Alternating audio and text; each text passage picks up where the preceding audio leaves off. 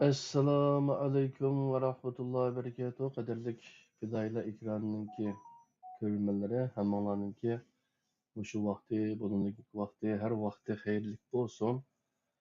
Bugun biz Qur'onda nazar programmaninkı 96 qismida haj to'g'riliq ustoz bilan Qur'ondan nazar tashlamoqchi.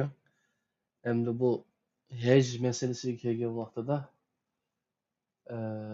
her qandaq bir o'zini musulmon degan odamning hayotida ajoyib cho'ng, hatto hayotini shuning uchunla to'g'rilaydigan, shuning uchun yashaydigan, shu shaklda tushunib olingan bir ibodat hamda buchu. Shunga bu to'g'riliq Qur'onda nima deyilgan, ustoz bilan bu to'g'riliq so'zlashib ketamiz. Assalomu alaykum ustoz, qanday ahvollari, yaxshimi?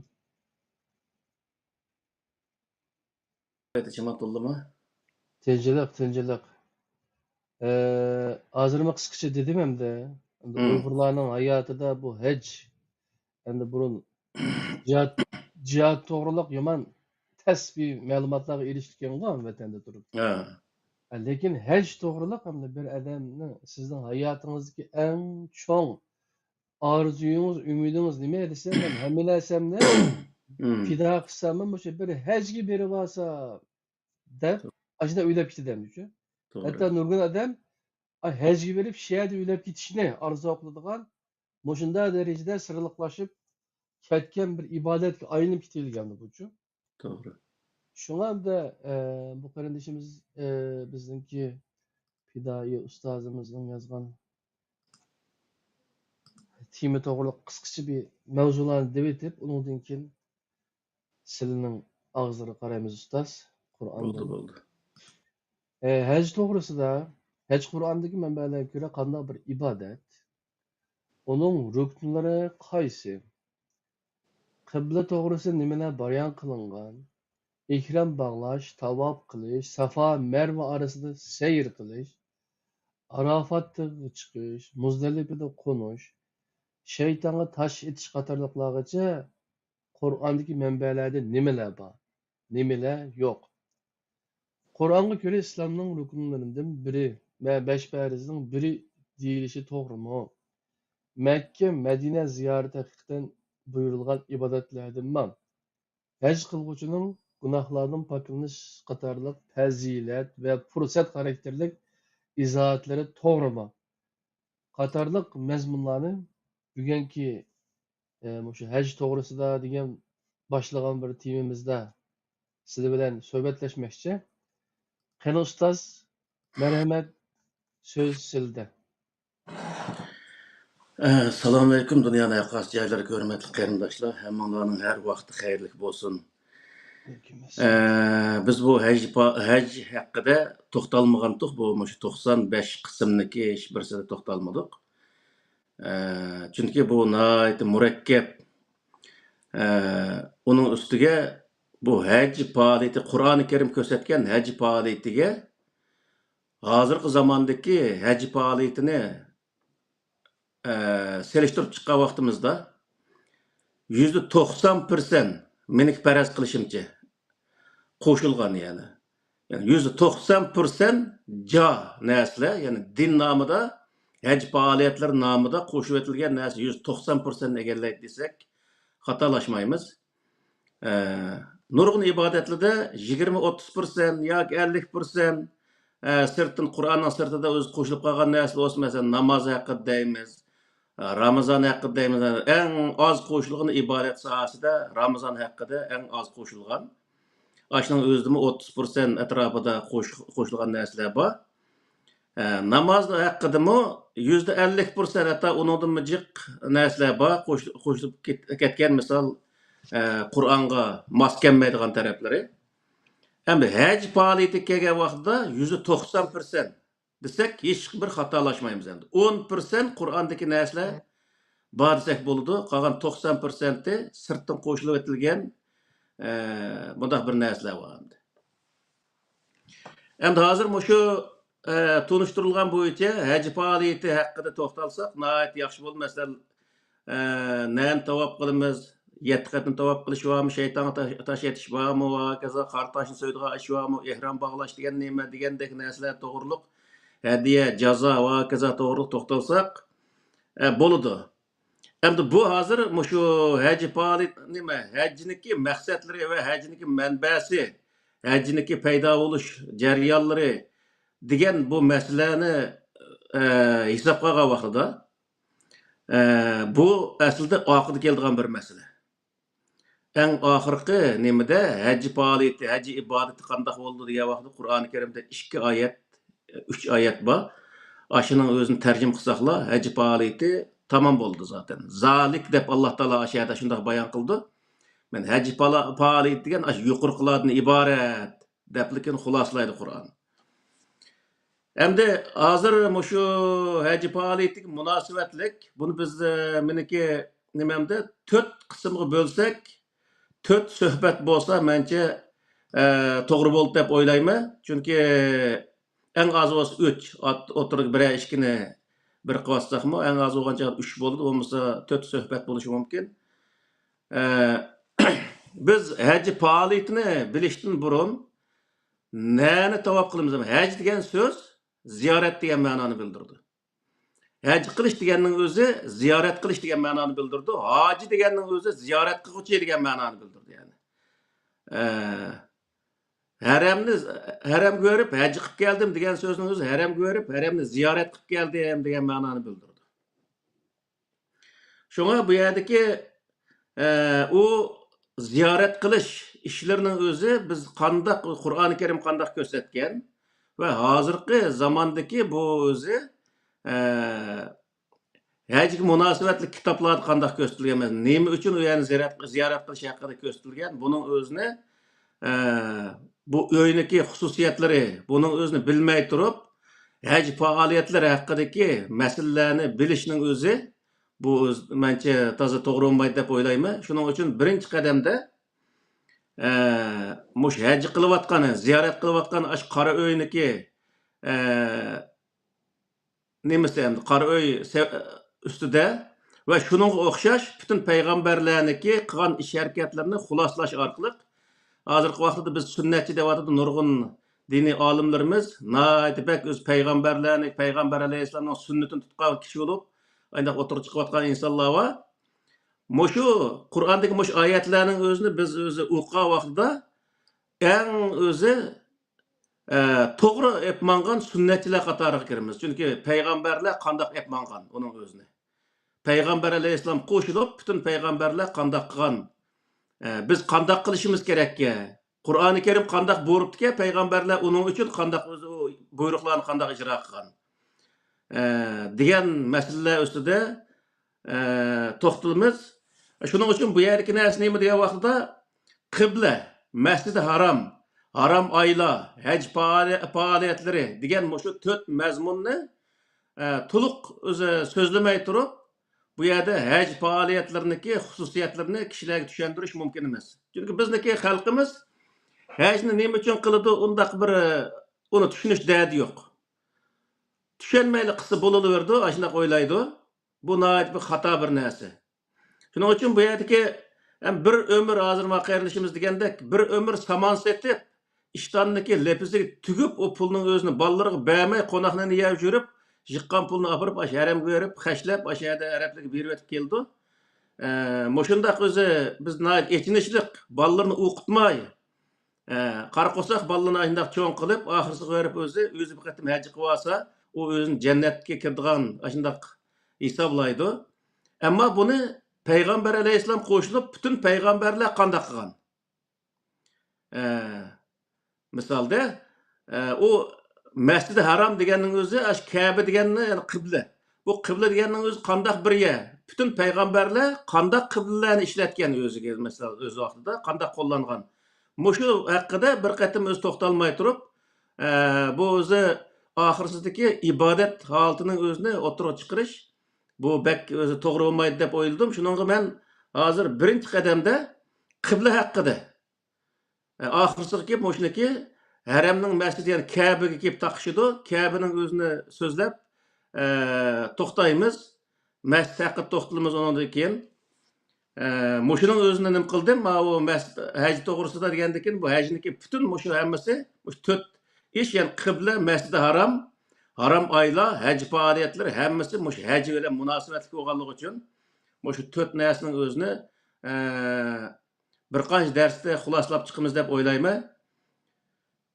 Şoň bu yerda hozir qibla haqida birinchi to'xtalamiz. Qur'oni Kerimde Estağfirullah ve iz cealnel beyte mesabeten linnas ve emna ve ettehizu min makami İbrahim musalla ve ahidna ila İbrahim ve İsmail'e en tahira beyti littaifin ve akifin ve rukâ'i sucud degan şu Sure Bekar'niki 125. ayetinde İbrahim aleyhisselam, İsmail aleyhisselam böyle birlikte o Kabe'nin özünü bina qilganlik haqida bir o'zi ayet zikr qilindi. Hem bu yerda ve iz cealnel beyte mesabeten linnas degan aş mesabeten deganning o'zini bütün tercümelerde insanlar savab qazandigan bir yer qildik biz. Aş Beytullah'ning o'zini insanlar savab qazandigan bir yer qildik deb tercüme qildik. Mesabe deganning o'zini savab qazandigan yer deb tercüme qildik misalda. Bu savab degan nima o? Degan vaqtda savab Arab tilida rucu şeyi ila halatil ula unnim ulallati kana alayha deb bundaq nim qildi. Shu izoh lug'atida shundaq izohat berdi. Her qandaq narsaning o'z aslisiga qaytgan, burunqi holati qandaq, shu holati qaytishning o'zini savab deb ataydi. Bu Beytullah'ning o'zini insonlarniki mesabeten aslisi qaytadigan bir makon qildik degan nima degan bo'ldi degan vaqtida İnsanlar ta'lim terbiye elip u yerda o'zi nasihatini Alloh taoloning Qur'ondagi nasihatlarini yoki ilohiy kitobdagi nasihatini elish orqali haqiqiy insonlikqa o'ziniki fitratidagi insonlik qaytadigan bir o'rin qildik degan ma'noni bildirdi aslida. Asla berib u yer chuklab qo'yish savob bo'ladigan bunday bir narsa Qur'oni Karimda bunday bayon qilmaydi. Masabatan deganning o'zi hozir savob qozonadigan degan gap bilan bu insonni asli fitrati qaytirdigan, asli haqiqiy insonlik qaytirdigan bir o'rin qildik deganning o'tirisida cho'ng bir o'zi nima bor? Farq bor yani.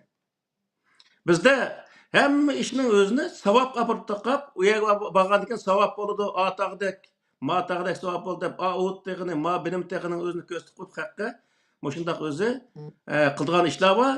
Zaten kitobda shundaq yoziqliq. Ama bu Kur'an'daki bu ayetinin özü insanlar savab qazandigan emas, insanlar asli fitratiga, haqiqiy insonlik fitratiga qaytadigan bir yer qildik degan gap bo'ldi. Demak, bu yerdagi narsa nima degan vaqtida İbrahim alayhissalom o'sha sog'gan vaqtida insonlar Alloh taoloniki nasihatlarini anglash orqali haqiqiy o'ziniki Allah Teala yaratışdaki insan yaratış maqsad, yani insanı qandaq yaratganlik aslidagi insonlik fitratiga qaytirish uchun nasihat orqali mundaq bir yerni qilganligining o'zini bayon qildi. Shuning uchun bu yerdagi nima o Beytullah'ning o'zini berib ziyorat qilib qo'yishlar bo'lgan emas, u yerdan nurg'unlagan darslarni elish, ibratlarni elish misolda shu orqali özünün haqiqiy bir insonligini eslash ve bütün kainatdagi egisi bo'lgan Alloh taoloni tunish ve shu orqali Alloh taoloning oldida bir o'ziniki ojiz bir o'zi bandasi ekanligini his qilish bundaq bir narsaning o'zini nim qiladi endi maqsad qiladi bu yerda. Yani bu yerda Alloh taolo Odam alayhissalom yaratgan vaqtida shu Qur'onning o'zida bor. O bütün şu Kur'an-ı Kerim'in içinde zikr kılınan kılınla kılmanla diyen şu emir bil ma'ruf nehi anil munker'in hemmesini ne dese insan hakiki bir insanlıkka Allah Teala maksat kılan bir insan buludu. Mesela bizim bir nesini yasagan bolsak koğnumuzda o nesi muşundak bir nesi çıksa olattı dep aşındak bir gayini maksat kılımız mesela. Xudu şuna başlayış Allah Teala bu insan yaratkan vaxtıda mı İnsan ben muşundaq buluş gerek degan öz g'oya bilan yaratgan. O g'oyani insonga davomliq eslatib turgan narsa nima bo'lgan degan vaqtda Qur'oni Karim bo'lgan. Qur'oni Karim tushgandan keyingisi deyatyapmizda. Ammo burunqi ilohiy kitoblar hammasi insonni haqiqiy insonlik fitratiga qaytarish uchun kelgan bir kitob ekanligini bayon qildi. Shuning uchun bu yerdagi narsa nima degan vaqtda İbrahim alayhissalom bu o'yni sag'an vaqtda, bu qora o'yni sag'an vaqtidami shu yerdagi jaholat qilib qolgan, qaloqlik qilib qolgan millatlarning o'zini yig'ib shu yerda inson holatiga qaytarish uchun sag'anlikning o'zini, haqiqiy insonlik qaytarish uchun sag'anlikning o'zini bayon qildi.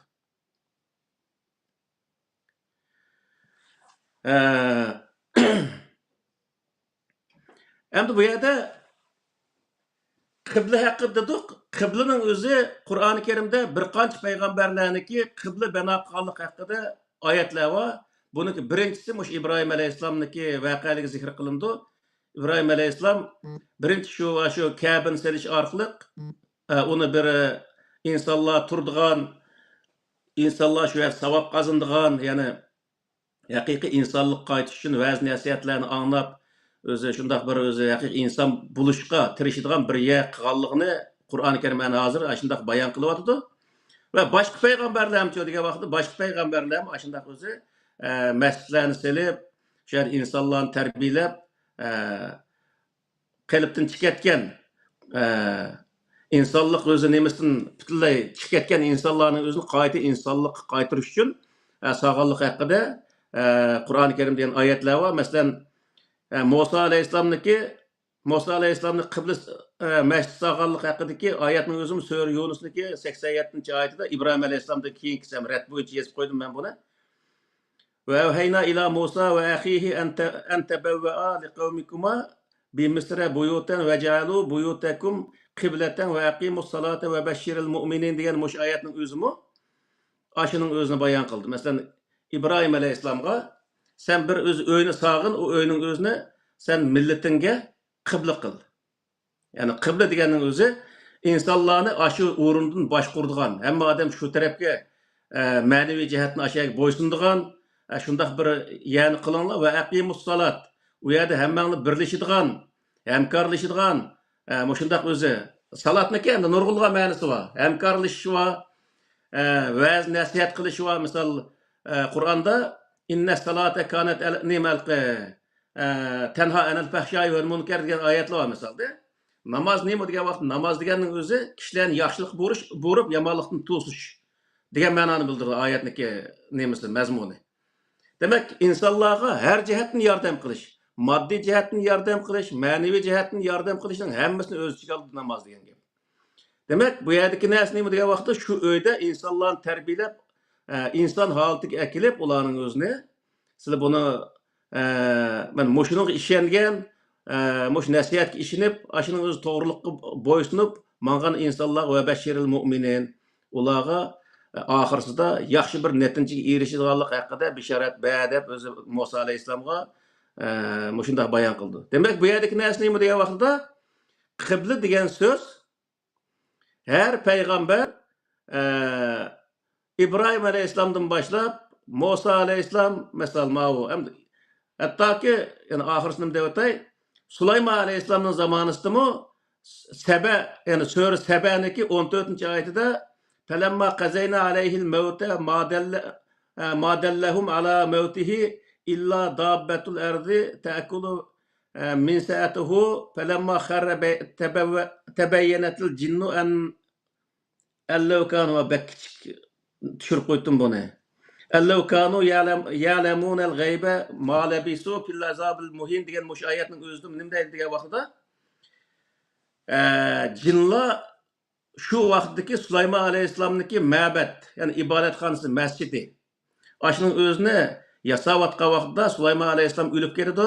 O'lib ketgandan keyin hosiga o'zi tayinib shu yerda turgan vaqtida u hosining o'zini bir qurt yeb, u sungandan keyin o yiqilib tushdi. Yiqilib tushgandan keyin jinlarniki g'aybni bilmaydiganligi shu yerda oshkor bo'ldi.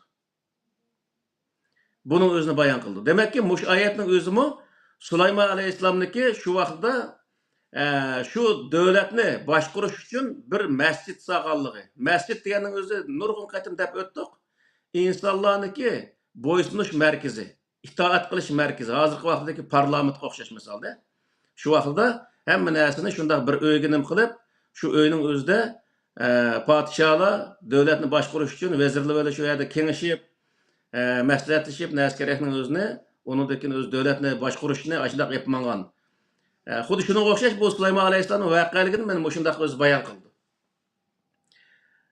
To'rtinchi masjid salgan payg'ambarning birisi payg'ambar alayhissalom Masjid Nabaviyni saldı. Bunun o'zi Sura Tövbe'nin 108-oyida la taqum fihi abadan la masjidun usisa ala taqwa min awwal yawmin ahaqqu an taquma fihi rijalun yuhibbuna an yatatahharu wallahu yuhibbul mutatahhirin degan moş oyatning o'zidimi? Payg'ambar alayhissalomniki o'zi salgan Masjid Nabaviyda namoz o'qishning nihoyat yaxshi ekanligini bayon qildi. U yerda payg'ambar alayhissalomni yaxshi ko'radigan shunday insonlarning borligi şunun özünü xabar berdi. Demek şu mescidin özü ne bo'lgan degan vaqtida Peygamber Aleyhisselam zamanısında şu devletni boshqarish markazi bo'lgan. Peygamber Aleyhisselam vafot bo'lgandan keyin zaten şu 4 xalifaning zamanısında şu mescidde o'zi insonlarni boshqarib davomlashtirgan. Keyin o'zi Umayya sulolasi nimqa vaqtida qurilgan vaqtida u mescidni tashlab qo'yib, hozirgi Shamdagi Şam'a verip hazır Umayya mescidi mi? Aşındak bir mescid var aşağıda. Şu mescidini öz bina kılıp aşağıda öz insanlarını yani Umayya sulalesini aşağıda idare kılan misal. Cami Umayya. Umayya camisi doğru. Hem de bu Umayya camisi mi onun üstüge şu beyt nime? Keyin andakin bu nimenin özünü şu yerdeki Müslümanlar hacı qilish uchun haramga menayotgan vaqtida şu Umayya sulolasining şu vaqtdagi podshosi u odamlarni u yerni to'sib qilish uchun hijratniki 73-yili. Yani miladiyni hisoblab bakmaptimi? Hijratniki 73-yilning o'zida hijriyaniki şu hozirgi şu Beytul Muqaddas deb ataydi onun özünü Qudus. Şu Qudus shahridagi Beytul Muqaddas degan şu masjidning o'zini bina qilib, onunğa Subhanallazi asra bi abdihi laylan minal masjidil haram ilal masjidil aqsa degan oyatning o'zini delil qilgan bo'lib, shu yerda o'zini qildi. Ammo bu oyatning u masjidga hech qanday aloqasi yo'q. Buni deb qo'yaylik vaqtida. Ammo 73 yil keyin u Qudusning o'zini bina qilib, çünkü o Süleyman Aleyhisselam zamanı selingan o mescid tamamen veyran bulup, şu Titus'un zamanısı da tamamen veyran bulup ketken ki. Şunun olan özü keyin şu Umayya sulalısının zamanısı da bu mescid silindi misal. Yani jilida biraz hatalık bo'lgan taqdirdimi ama 71 geldim bak, 73 geldim bakken ama 70 selci qaraq nim qildi ekan. Şu vaqtda selingan mushu mescidning o'zini nim qildi desa, shu yerdagi Muaviyniki qo'l ostidagi rayonlardagi musulmonlarni yoki insonlarni ash masjidni ziyorat qilish haqida buyruq berdi. Keyin u yerdagilar ash masjidni haj qilib haj qilgan bo'lib, shuning bilan o'zi o'tdi. Endi biz nurg'un qatimlab bu Umayya sulolasiniki nurg'un xatoligini deb o'tgan bo'lsakmi, lekin mushaning o'zida men buning o'zini bir xatolik deb ko'rmadim. Chunki tarixte ötken bayatın birisi 3 peygamber, 4 peygamber Aleyhisselam böyle koşup, 4 peygamberinin her birisi özü halkını idare kılan yerde bir mescidini selip, şu mescitte insanlarını idare kılan. Xudu şunun koyuş Peygamber Aleyhisselam'ı hicretniki 1. yılı yani peygamberliğindeki 13. yılısı Medine'ye gelgen vaxtda Mescid Nebeviyni selip, şu yerde mescitte özü insanlar bilen şu jutçonlar bilen maslahatlashib şunu ola o'zi shu yerda davlatni yoki shu masjid turib boshqargan endi. Bundan bizga ma'lum bo'ldiki, butun payg'ambar bu masjidning selinishi davlatni boshqarish maqsadida selinganligi. U yani ziyorat qilishning o'zimi ham masjidning o'zini, ya'ni shu davlatniki markaziga itoat qilganligini bildirish ekanligining o'zini bildirilgan bir narsa ekanligini bayon qiladi bu oyatning o'zi. Ham nurg'un qarindoshlarimizni kallasidan o'tmasligi mumkin. Lekin bu qarindoshlarimiz Qur'oni Karimni va 25 payg'ambarning butun o'z Qur'ondagi ish izlarining o'zini qayta tahlil qilib chiqsa bo'ldi. Bu yerda yana bir nihoyatda aniq bir narsa bor. U narsa nima degan vaqtda hech qanday bir payg'ambar, yana bir payg'ambar sog'an masjidning o'zini ziyorat qilish ishlarini olib borgan emas. U yerda bo'lmagan taqdirda. Misol, Musa alayhissalom shu Falastin bilan To'rtag'ining oralig'ida bir yerda 40 yil yashab, ashada o'lib ketdi, 40 yilning ichida. Aşı jarayonda aşağıdan mangsa 1000 kilometr keladi ya kelmaydi. Şu hazırki muş Kabe'nin özü, Mescid-i Haram deyimiz hazır. Aşağı kelip bir aşı babam İbrahim sağan aşağıda bir öy var. Aşının özünü ziyaret qilib ketay degan bir ishning o'zini qilgan emas. Mesela Davud aleyhisselam, Süleyman aleyhisselamlar devlet kurgan adamlar. Hatta ki keyinki vaqtda devlet kuchlangandan keyin Saba degan bir o'zi, ya'ni bir kichik bir davlatning o'zini ishg'ol qilib qilgan shu Qur'oni Karimda ochiq shunday oyatlar bor. Shu payg'ambarlarmi va uningdan keyingi payg'ambarlarniki masalan İbrahim aleyhisselamniki avlodlaridan İshaq aleyhisselam, o İshaq aleyhisselamning bolalaridan Yaqub aleyhisselam, uniki o'zi baljaqisi, 10 necha baljaqisi va kaza qo'shilib hech birisiniki haramni ziyorat qilganlik haqida hech qanday bir ma'lumot yo'q. Mayli tarix kitobida bo'lsin, mayli Qur'oni Karimda bo'lsin, mayli boshqa Tavrat, Injilda bo'lsin, hech qanday bir kitobda bunday ziyorat qilganlik haqida hech qanday bir oyat yo'q. Bu nima uchun bunday bo'ldi degan vaqtda har bir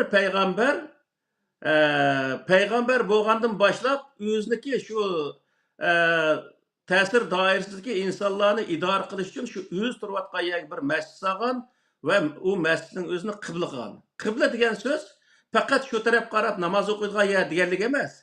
Insonlar o'ziniki ma'naviy jihatdan yana bo'ysunish sohasi degan gapda bu halqi. Hokimiyatga bo'ysunish nimasida bo'ysunadigan markaz degan ma'noni bildirdi. Masalan, Turkiyada butun Turkiya xalqiniki bo'ysunadigan markaz nima degan vaqtda Anqaradagi shu nima? Halqi Tayyip Erdo'g'an turdigan cho'ng bir bino bor. Shu misol. Ma Angliyada bu degan vaqtda mush parlament binosi bor masalan. Westminster deydi. Yani aşağıda hamma narsani aşağıda hal qiladi. Har bir davlatda o'zining parlament yoki davlat binosi bor. Hokimiyatni tutib turadigan, shu hokimiyatni tutib turgan shu binoning o'zi butun xalqniki aşağıga itoat qiladigan markaz bo'lib hisoblanadi.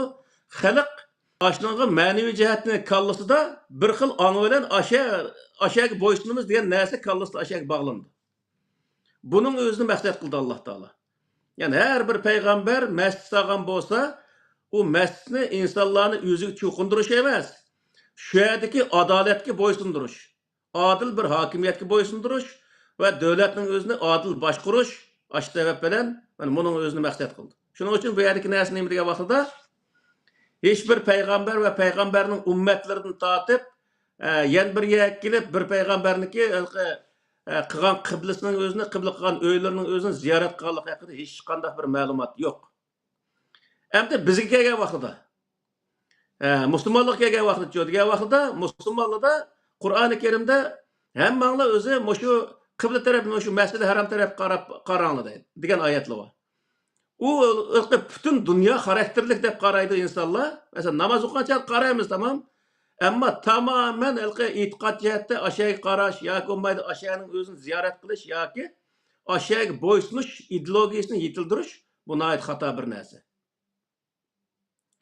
Yani shu Masjid-i Haram tarafga qarab aşağıning o'zidan biz bir ideologiya jihatda aşağıga itoat qilganlik o'xshash, aşağıga bo'ysungan o'xshash bir ideyani yetishtirish bu inson nihoyat xato bir tushuncha. Shu yuqorqi payg'ambarlarniki qisqish tarixining o'zini o'qib chiqqan vaqtida, ko'rib chiqqan vaqtida hech qanday undaq bir narsa chiqmaydi. Yani hozirgi vaqtda qanday qilish kerak degan vaqtida butun mamlakatdagi insonlar, har bir mamlakatdagi insonlar shu o'z mamlakatniki siyosiy markaziga bo'ysunish bu o'zi maqsad qilindi degan gap. Masalan, bizning Sharqiy Turkiston davlati qurilgan vaqtida biz Sharqiy Turkiston davlatniki markazi qayer bo'lsa, markazdagi davlat hokimiyat binosi qaysi bo'lgan bo'lsa shu hokimiyat binosiga hokimiyat binosidagi binosidan chiqayotgan qonun prinsiplarga bo'ysunishni maqsad qilish va shunga bo'ysunma deyish bu bizga to'g'ri bo'ldi degan gap bo'ldi. Asla o'zi hamma odam Arabning tuprog'idagi bir uyga beshini bog'lab olib, Aşağıdan başqa yerning hammasining o'zini mushriklik, kofirlik deb o'zi bundaq bir narsani chiqarish bu o'zi to'g'ri bo'lmaydi. Yani Qur'oni Karimda bundaq bir narsa yo'q endi. Uning ustiga Payg'ambar alayhissalommi masalan 8-yilning oxirida haramni Makka fath qilgan bo'lsa, undan keyin 9-yil, 10-yil o'tgan vaqtning o'zida 1,5-2 yilning ichida yana berishga tamomı imkoni bor. Nurg'o'ya undan keyin o'zi nurg'un qabilalar Payg'ambar alayhissalomning bayrog'ining ostiga kirib, tamom bizmi shu islomdan iborat yana adolatni asos qilgan barobar yashashdan iborat shu prinsipga bo'ysunamiz deb o'zi nima qilgan bo'lsa, imzo chekkan bo'lsa, Payg'ambar alayhissalom texmi kuchlangan vaqtida ham yiliga berib, u yerning umraga chiqib kelay deb bundaq bo'lgan bir yer yo'q. Sababi nima degan vaqtida u Payg'ambar alayhissalomniki shu vaqtdagi siyosiy markazi Makka emas, Madina bo'lgan. Ya'ni Madina turib bosh qilgan. Bundan butun o'zi musulmonlar hammasi Madinadagi Masjid Nabaviyning o'zini qiblasi qilish kerak degan gapmi chiqmaydi. Biz nima uchun bu yerga bog'lanib qoldik degan vaqtda buni bog'lanib qolishning nihoyat cho'ng bir sababi bor. O sabab nima? Degan vaqtda biz hammasi 650 yil atrofida Umayya sulolasi, Abbosiya sulolasi bo'lib 650 yil atrofida bu butun musulmonlar shu bir Arab sulolalariga bo'ysundi. Masalan 91 yil Umayya sulolasiga bo'ysungan bo'lsa, qolgan o'zi 450 yil atrofida o'zi Abbosiya sulolasiga bo'ysundi. Shu vaqtda nima bo'ldi degan vaqtda Payg'ambar alayhissalomning vaqtlarini hammasini hisob qilgan vaqtda 600 yil 700 yilga yaqin bo'ldi buning o'zi. Ya'ni 680 yil atrofida bo'lgan bo'ldi.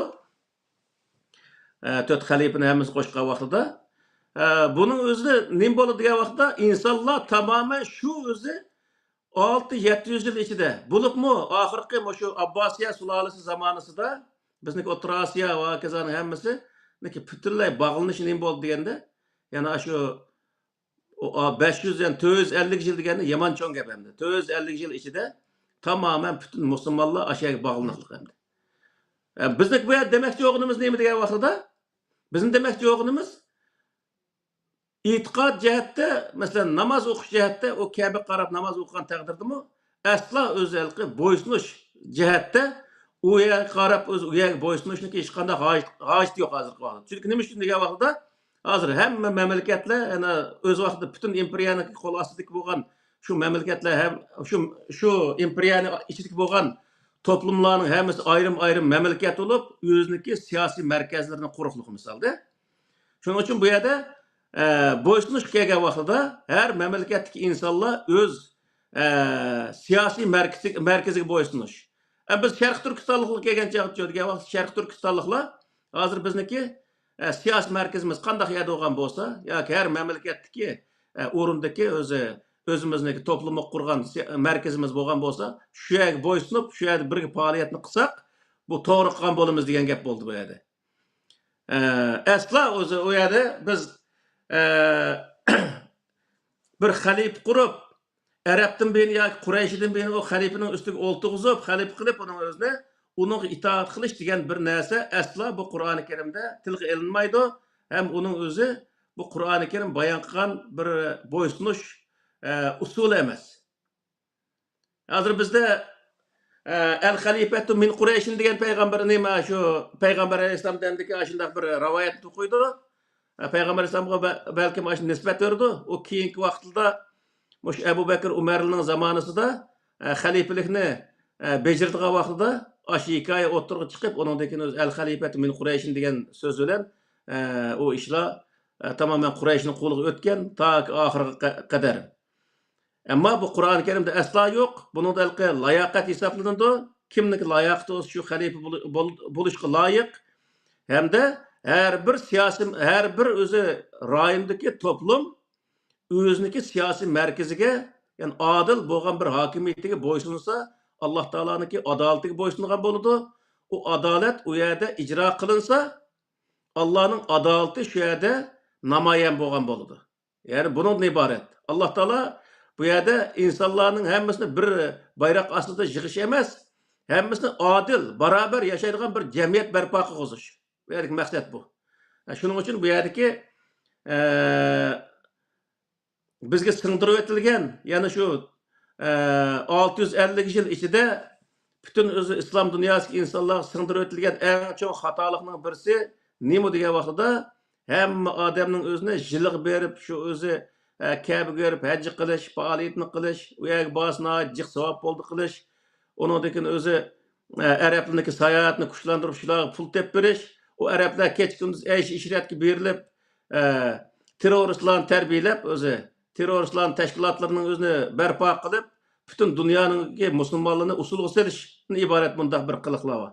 Shuning uchun biz bundaq yerda bundaq ishlarni qilib berish orqali biz hech qanday natijaga erisha olmaymiz, zaten erishmoqlik. Uning uchun biz bu qibla haqida yoki masjid haqida to'xtalgan vaqtimizda mana shu payg'ambarlarniki tutgan yo'llarini har bir diniy olim nima uchun burungi payg'ambarlar bu Ka'baga kelib Ka'bani haj qilmagan? Musa aleyhisselam nima uchun kelmagan, İsa aleyhisselam nima uchun kelmagan? Masalan, nimaniki Yaqub aleyhisselam baljaqib nima uchun kelmagan? Uningdagi Sulaymon aleyhisselam, Davud aleyhisselam, Zikriya aleyhisselam, İsa aleyhisselam tat bütün şu payg'ambarlarning hech birisi nima uchun kelmagan deganni bir qatim aqtirib beqish lozim. Buningdan maqsad nima bo'ladi degan vaqtda kelmak sabab har bir payg'ambar o'z rayonida bir masjidni qurib, şu mescidin içinde insanlarını başlayan, mescid asla keç gündüz ibaret kıldığı yer emas, insanlarını idare kıldığı idare merkezi. İkerliğinin özünü Kur'an-ı Kerim beni bundak bayan kıldı. Bu yani ikinci çoğun bir məqsəd var, mesele var. O mesele neyim diye vaxtda onu naat bek bizdeki xalqımızga bek eğir nərsə. Eğir keldiğen bir nərsə. Ama eğir keldiğen bolsa mı bunu demisek olmaydı.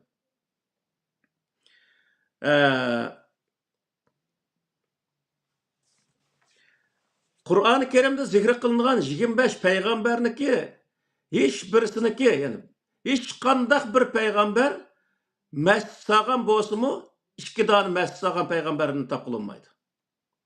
Mescid sağanın içinde 4 tane peygamberini Kur'an-ı Kerim bayan kıldı. İbrahim aleyhisselam, Musa aleyhisselam, Süleyman aleyhisselam, peygamber aleyhisselam. Yani 4 tane peygamber zikr kılındı. Zaten bu Otur Şerif'teki yani bulup şu hazırki İsa aleyhisselam, Süleyman aleyhisselamla yaşayan ya hem bir yer oğaşka ula şu Süleyman mabedi deydi. Süleyman aleyhisselam sağa şu mescidin özünü devlet üye kılıp şu yerde Yahudilarını yani şu Beni İsrail'ini idare kılıp gelgen. O zaten şu Meryem degen kinonu kösümü Davud aleyhisselamın kinosunu kösümü hem şunu nem kıldı. Düşenigil boludu. Hiç kandak bir peygamber iki tane mescid sağan emez. Peygamber aleyhisselam zamanında Peygamber aleyhisselam Mescid-i Nebevi'ni sağandan keyinki vaqtda yen bir mescid selingan vaqtda onun özü mescid zirar deb Kur'an-ı Kerim'de uçuq bayan kılındı. Ziyan salıngan mescid. Kandak ziyan saldı diye vaqtda milletini bölüdü. Mescid iki olsa millet ikiga bölündü. Onun için onun özünü Peygamber aleyhisselam adamını toplap berip bütünley töp düz kılıp etken, ikinci özü yani bir mescid selinmagan. Bu yerda mescidning özünü tamamen ibadet kıldığın orun kılıp, ibadetniki naat köp kılınsa ibadet, o vaqtda insanlar cennet kirgan kılıp köstüşünün özü naati Kur'an-ı Kerim'deki mescidge uygun kelmeydi. Kur'an-ı Kerim yani İslam bizge nemini boruydu degan vaqtda biz burunqi derslerimizin necha qatim deb o'tdik. İslam ilimni asos qilgan, yani ilimni o'ziniki yo'lini yo'ritib bergan, chiroq qilgan, adolatni asos qilgan, barobarlikni nishon qilgan bir kitob bu. İlim hammaning oldida turdi. İlim o'qigandan keyin o odamning o'zi adolat bilan o'z dunyoni boshqarish. O adalet fakat bütün insan, er olsun, ayol olsun, Aq olsun, qara olsun, qandaq millat bo'lishini qat'iy nazar va qandaq dindagi insonlar bo'lishini qat'iy nazar, u davlatning ichida qaysi din, qaysi mazhab va qaysi millat bo'lishini qat'iy nazar hammasiga barobar holatda hokimiyatni chiqargan o'z qonunning oldida hammasi barobar hukmga ega bo'ladigan, manfaat ziyon bo'lsin hammasiga o'xshash ega bo'ladigan bunday bir holatni shakllantirish bu Qur'oni Karimdagi tüp asosiy prinsipi. Ya'ni islom degan so'zning o'zimi tinch bir jamiyat barpo qilish degan ma'noni bildirgan bo'lib, buniki asosi nimaga asoslanadi degan vaqtda ilm. Birinchisi ilmga asoslanadi, ikkinchisi adolatga asoslanadi, oxirgi nishon cho'lsi barobarlikni amalga oshirish uchun. Oshirish. Buning o'zi nishon qilindi. Mana bu o'zi islom deganning o'zi mana shundan iborat degan gap endi.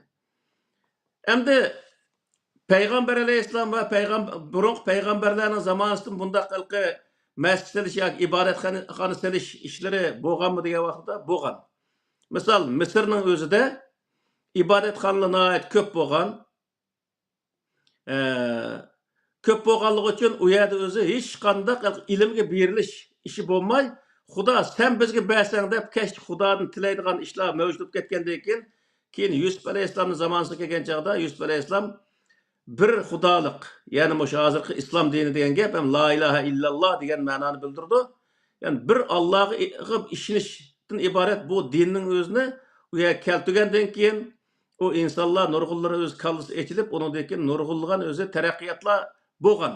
Ya'ni Misrning tarixini o'qigan vaqtida hozirgi misol Qur'onda zikr qilindi, Shera yulduzi degan yulduzlarning ismi bayon qilindi misol. Tarixda nimalqi, biz cho'lpon deydi, etiganligi chiqargan bir yo'g'on chiqqan bir yulduz bo'ldi-ku. Ashundaq yulduzlarning ismi shu vaqtda qo'yilgan. Misolda shu nimaniki Yusuf alayhissalom va uniki oldi keynida bundaq astronomni taraqqiy qilib, shu yulduzlarning ismi deyilgan. Uning uchun payg'ambar alayhissalom o'z vaqtida u arab yerim orli va Misrlarda xali kengtasha deyilayotgan gap bo'lg'achqa insonlar bu gapni degandan keyin o insonlar cho'chib ketgan ishlar yo'q zaten jamiyatdagi bir gaplar bo'lgandan keyin shu Shera yulduzning o'zini Alloh taolo yaratgan deb bu yerdagi maqsad o jamiyat bo'layotgan gap emas. O gapdan Allohning qudratini, cheksiz qudratining o'zini va u narsani yaratquchini insonlarga tushuntirish uchun o'zi payg'ambar alayhissalom shunday o'zi nimalarni bayon qilgan misol Qur'oni Karim orqali. Shuning uchun bu yerdagi narsa nima degan vaqtida hech qanday bir payg'ambarning zamonasida bu ibodatxonaga ahamiyat bermagan. Nima ahamiyat bergan degan vaqtda ilm ma'rifatga ahamiyat bergan. Payg'ambar alayhissalomning zamonasidami hech qanday bir yerga emas, payg'ambar alayhissalomning oxirgi davrlarida Tabuk urushi degan urushning o'ziga 30 ming askarni boshlab mangan vaqtida qaytib kelgandan keyin 50 necha qabilaniki o'sha payg'ambar alayhissalomning bayrog'ini ostiga kirganligi haqida tarix kitobida ochiq o'zi nimalar bor. 50 necha qabiladan nurg'un odam islomni qabul qilgan bo'lsa-mu, ashlarg'isida hammanglar o'zingni yutiga masjid silib, ashar kech kunduz ibodat qiling degan bir narsalarni buyurmagan. Bundan biz nimani bila olamiz degan vaqtida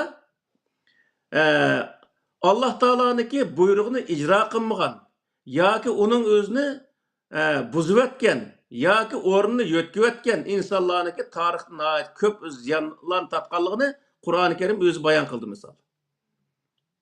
Bu nima degan gap degan vaqtida Alloh taolo qiling deganni qilmagan yoki qilmang deganni qilgan bundaq insonlar ziyon tortadi.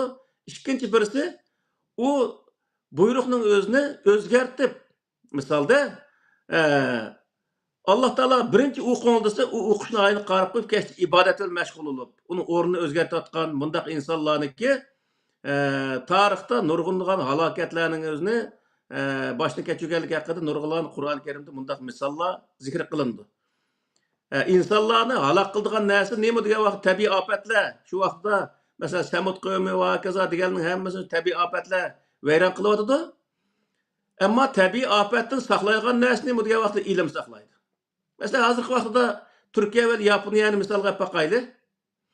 Turkiyada yatavergan vaqtida 7 bal, 7,5 bal yatavergan vaqtida banal o'rilib ketdi. Nurg'ulg'a odam o'lib ketdi. Masalan, bir yıl, 2 yılın aldığında bir çoğun yetevrep, nurgulluğun ve 50-60 bin adamın ölüp ketkenlik haberi var. Ama Yaponiyada 8 bal, 9 bal yetevrep adam ölüp ketmedi. Ölsün bir iş gücü adam ölüp ketedi misalda. Nima uchun degan vaqtida o ilim bilan u yerda 9 bal yetevrese qanchalik o'zi miqdorda qandaq o'ysaga vaqt 9 bal yetevrashga ya 10 bal yetevrashga chiday oladi o'yla. Uni tadqiq qilib ilm bo'lgandan keyin, undan keyin u o'yni soldigan gap. Ondan keyin u o'yning o'zi Qur'oni Karimda zikr qilingandek "Faman ya'mal misqala zarratin khayran yara va man ya'mal misqala zarratin sharran yara."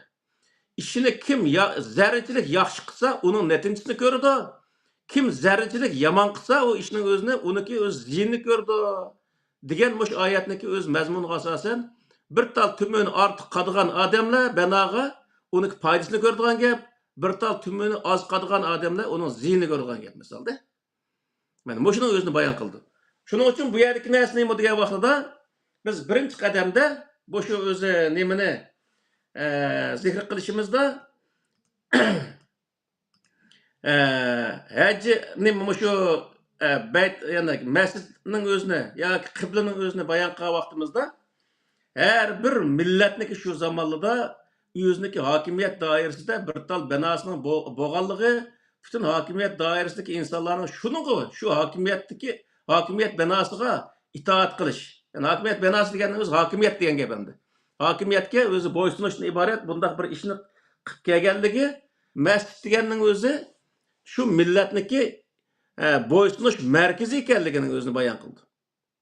Yani bu hozir biz ko'ryapmiz amaliyot shuni isbotlayapti. Dunyoda qandaq bir toplum yoki qandaq bir millatning ichida ibodatxona ko'payib, maktab azaysa, u millatda xurofotlik, o'z qaloqlik, nodonlik avjelib, u millat oxir chekinishdan boshqa narsa bo'lmaydi. Çünkü o Kur'an-ı Kerim'deki Allah Teala'nınki bütün öz iradesi xilaf bir iş. Allah Teala o yerine deydi, uyku deydi birinci. İbadet kılma deydi, kıl deydi. Ama o yer belgilep bergen ibadet var.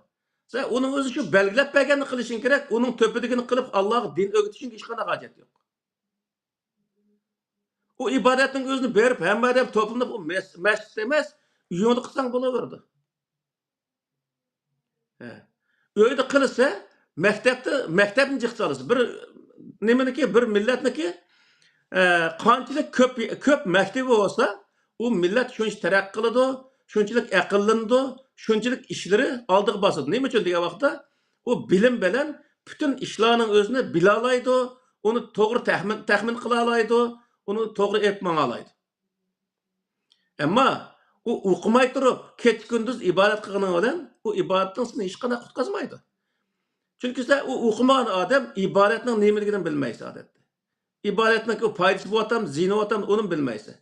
Onun için bu yerdeki neresi neymi diye vakti Allah Teala buyurgan namazını okuş, buyurgan rozun tutuş. Hacı kılıç gelgen çağdı mı? Eğer bakkan kipkesi bir hayatını bir katım kısan boludu, olması özenlik şu özü milletine şu mektubunu işlersen Kur'an-ı Kerim'de hacı kılmagan adamlar doğruluk toxtalgan vaqtida Allah Teala'nınki o hacı kılmagan adamlarniki hacisiga ihtiyacı yok deydi. Nima degan bo'ldi bu desa? Qilmasang o hech qanday bo'lmaydi degan gap bo'ldi. Hacı yok deganning o'zi, ihtiyacı yok deganning o'zi o Allah Teala açıqlab devoradi degan gap emas o. Hacı yok deganning o'zi Allah Teala uni qilsang o'zi o'zingning ishi lekin qilmasang uning Allah Teala hech qanday sana bir hisob olmaydi degan gap. Çünkü Kur'an-ı Kerim'de hacı kılmagan adamlar için ceza, mandak diyen doğruluk, kıyamet günü mandak ceza verimiz onun diyen doğruluk hiç kadar ayet yok. Ama okumagan adamlar için diyen vakti Kur'an-ı Kerim'de nurgu yerde keçi veren kündüz okşaş olamdı, tirik veren ülük okşaş olamdı, ulanık öz akıyet doğruluk toxtalgan vaxtda onunki ziyan tartılgan ziyalları, dünya ve ahiret tartılgan ziyalları hakkında köp yerde nime zikir kılındı. Bilgen bilen bilmegen. Hazırki vaqtida misal musulmonlar o'ziniki musulmon ekanligini, yani qanday qilib o'zining musulmon bo'lganligini asla bilmaydi. Musulmonchilik degan nima? Iymon degan nima? Islom degan nima? Bunday narsani ham bilmaydi. Peygamber Aleyhisselam'ın Kur'an-ı Kerim'de sen bu Kur'an-ı Kerim düştün burun iman neymi, kitap neymi, hiç qanday narsani bilmeydin. Kitap neymi degenden bilim degen neymi onu bilmeydin. Sen bu kitap düşkenden keyin, Kur'an düşkenden keyin sen o imanni öğrendin, bilimni öğrendin, andan keyin insanlarni idare qilishni öğrendin. Çünkü Kur'an-ı Kerim'de varap nima alqi anqaza zahrek varapana laka zikrek degan oyat var-ku. Qas sörmüş emmi parasını içinde bir sördü bu. Bu nemini bildirdisi? Eğer Peygamber Aleyhisselam men peygamber dep oturup çıkan takdirdimi? Eğer Kur'an-ı Kerim qo'lda bo'lmagan bo'lsa, o Peygamber Aleyhisselam tamamen vayron qilayotgan bo'ladi. Anqaza zahrek deganning o'zi tamamen o'zi uni alqi uchni sundiryapti degan ma'no keladi. U nim bo'ldi desa, uni sen ko'tarolmayding, uni qilolmayding, u seni tamamen berbat qilyapti deydi. Ve Rabbana leke zikrek degan oyatning o'zimi biz seniki uçağındaki şu narsani nim qilish uchun Qur'oni Karimni o'rgatgandiki Qur'oni Karim andagi seniki nom shuhratingni oshirib insonlar andagi sana ergishishga boshladi. Chunki ilim o'zi bir odam ming odam ko'tarolmaydigan narsani bir ilim ko'taradi. Masalan, ilim bo'lganligi uchun dunyoda mesela 10 tonna, 20 tonna, 50 tonna narsaning o'zini shu ilim bilan ijod qilingan narsa ko'tarib bir yerga tashlay oladi misolda hozirgi vaqtda. Uni 1000 odam bo'lsin bir yerni qimirlatolmagan narsani, uni ko'taradigan narsani ilim bilan yasaydigan gap. Yani Peygamber Aleyhisselam şu vaqtda kafirlarni mag'lub qilish, dushman ustini g'alaba qilish ishlari nima bilan bo'lgan degan vaqtda Qur'oni Karimning ichidagi ilimni o'rgangandan keyin u dushmanlarni mag'lub qila olgan. Yani ilim shunchalik o'zi qudratli narsaki o o'zi hech qanday bir odam o ilimni bilgan odamni yenga olmaydi. Shunga bizda qo'l bilan yani mush bilan bir odamni yengsa, ilim bilan 1000 odamni yengaydi degan bir maqol tamsili bor-da. Onun uchun bu yerda Qur'oni Karim nimani asos qiladi degan vaqtda ibodatni Alloh taolo degan ibodatning o'zini shu degan bo'yicha qanchalik qildi shuni qilish lozim. Ortiqni hech qanday Alloh taoloning uni hojatimi yo'q.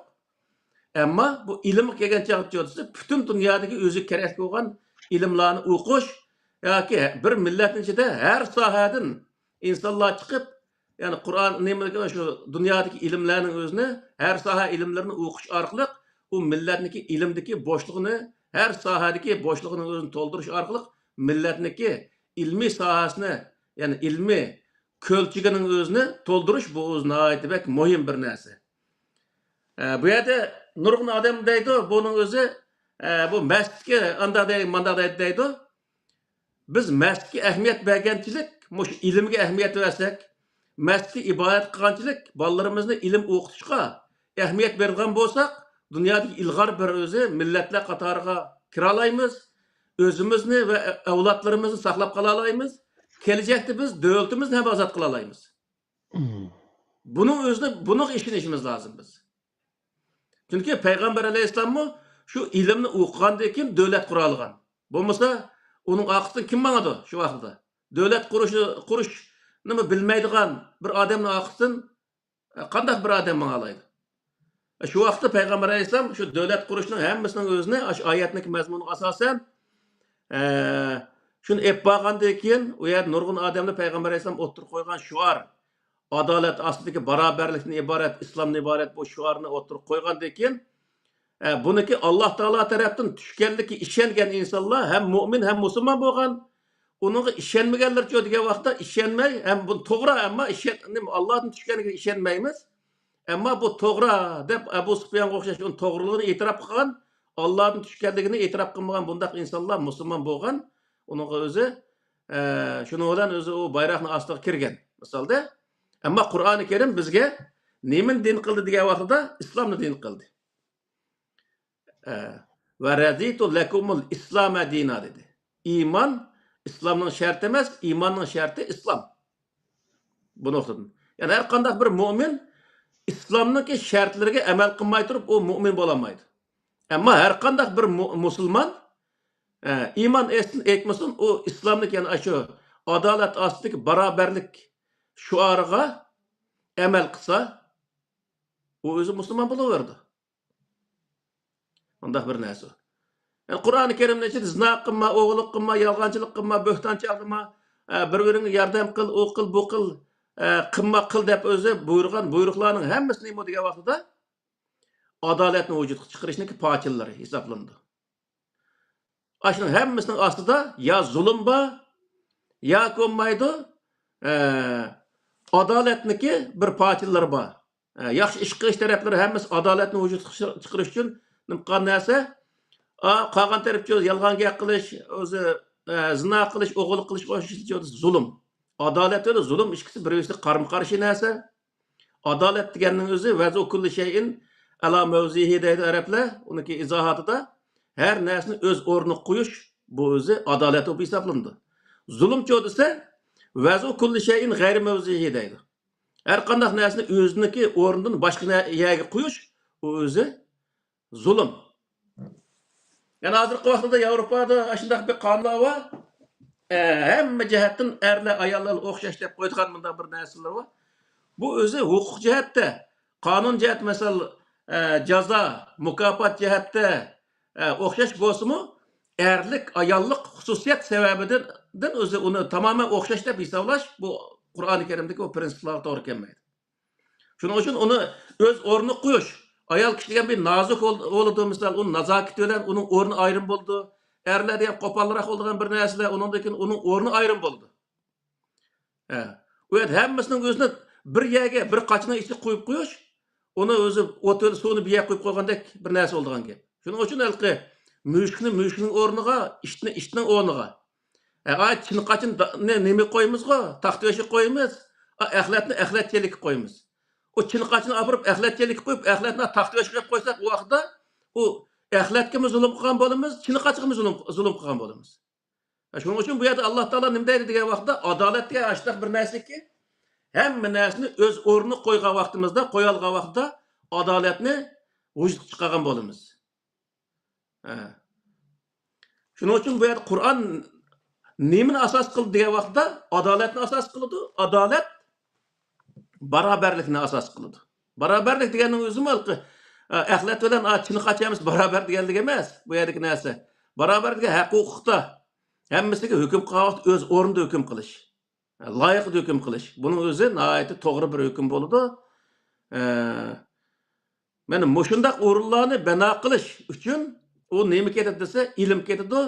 Shuning uchun bir millatda qanchalik o'zi ibodatga berilish, qanchalik o'zi masjid selishga berilish o'jab ketsa, maktab selishdan jiroqlashib ketsa, ilmdan jiroqlashib ketsa, u millat oxirida tamoman vayron bo'ldi. Bu o'zi Qur'oni Karim o'tirib qo'ygan bir xulosa, bunday aytgan vaqtida. Butun tarixda o'tgan xulosa nimani voqealikni nurg'un payg'ambarning zamonasida o'tgan voqealikni xuloslab Qur'oni Karim shuni xulosalaydi.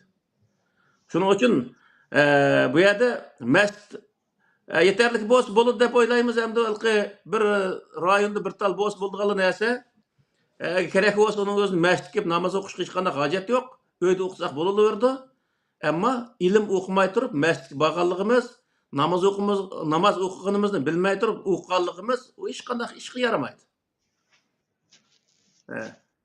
Shuning uchun bu yerdagi narsa nima degan vaqtda Qur'oni Karimda o'qishdan iborat, o'qu degan bu buyruqning tushishi hattoki la ilaha illalloh deb Allohning tuni degandan burun tushgan. Iymondimi burun, namozdimi burun o'z o'qu degan o'z buyruqning tushganligi, o'qishniki eng o'zi birinchi o'rin turadiganligi, har narsaniki ochquchi o'qish ekanligi. Shuning uchun bu yerda ahamiyat bergan narsa nima degan vaqtda birinchi darajada ahamiyat bergan narsa maktab ekanligi. Yani sifatlik o'z darslar sifatlik bo'lsa, bolalarimiz keyingi vaqtda sifatlik bundaq balla cho'ng bo'ladi. U balla vatan millat uchun to'g'ri usulda xizmat qilgan bo'ladi. U millat yo'qolmaydi. Unda desak, nurg'un odamlar u boshqa tushunib qolishi mumkin, ammo boshqa tushunishga qanday hojat yo'q. Yahudlar mush dardni nihoyat jiq tortgan bo'lg'achqa, men o'qigan kitob asosan mush 1700 qanchinchi yili shu bir qancha boylar yig'ilib millatni qanday qutqizish haqida to'xtalgan vaqtida şu sinagog degan narsaning o'zini uning ahamiyat bermay, mush bolaning o'zini faqatla o'qitishga o'zi ahamiyat berish lozim ekanligi, pul tepishga o'qishga ahamiyat berish ekanligini o'tirib qo'ygan. Birinchi qatimda o'qitish bolani, o'qigandagi bilimli bolalar har qanday ishga yaraydigan gap misol. Shuning bilan o'zi bular shu 1700 qanchinchi yildan boshlab shu Yevropada sanoat inqilobi deydi. Aş inqiloblar boshlangan vaqtda bular tang o'g'inib shu Yevropada uningdan o'zini o'ngshab, cho'nglar pul tepib, yoshlarni tamoman o'qitib, ashunday qilish orqali 1940 nechinchi yili hozirgi Isroiliyani qurishdagi asosi ashundan boshlangan ekan. Bularmi ortiqcha narsani tamoman tashlagan, bilimga ahamiyat bergan, bolalarni yaxshi o'qitish va pulni yaxshi tepish, sargardonchilikda bu ikki tal narsani ortiq hech qanday narsa yo'q. O biz masalan men Londonda yashayapman. 1000 yil yashasammi, bu Londonda Angliyaniki bir tal tuproqqa, bir dona qumiga men ega ololmayman. Meniki ega bo'lgan tuprog'im Sharq Turkiston. Meni bekonsa bir manqaraq bir jinoyat o'tkazib qolsam, pasportni tatib qo'yib bu tiplikin haydavas ataverdi. Bu yerda hech qanday undaq narsa nima qilmaydi. Misolda onun özünü bu İsrail milleti nayet yaxşı bilgeçke uzun müddet şu öz beşini ötgeçke bulaniki birinci kademde bula özü nayete nimqan ehmiyet bergen nesi nimo diye vaqtda ehmiyet bergen nesi şu nim boğan ki 1700 kanchinchi yıldan başlap şu hazır degenimiz şu nime bilimge nayet ehmiyet bergen Onundaki iqtisat ahamiyeti vergen ta birinci dünya uruşu vaqtlarında nurgun devletler şu Yahudilardan qarz alganlık to'g'riliq masalan ayndaq hikoyalar var. İkinci dünya urushidan keyin misal dünya qaşında bankalarni selib bular nurg'unlagan pul topgan, o pulning hammasini nima qilgan degan vaqtda shu yaxshi o'qigan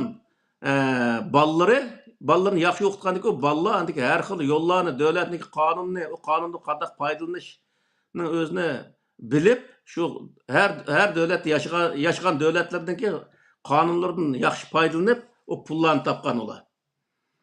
Hozirgi vaqtda men dunyoda hamma odam bir yerga bir kort bir ovoz kessimi, ay Yahudlar o'siryapti. Bir yerde bir öz tashkilot qurilgan bo'lsa, musulmonlik qarshi yoki bir tashkilot qurilgan bo'lsa, uni boshqa bes qursa, Yahudlar qurdi. U qadar Yahudlarni qo'qib ketgan. Nima? Ustoz, menda bir savol bor ekan, so'rasam bo'lamdi yoki tugadimmi? Sizniki. Men buni yig'inchoqlayapman, hozir asosan tugud desak bo'ladi.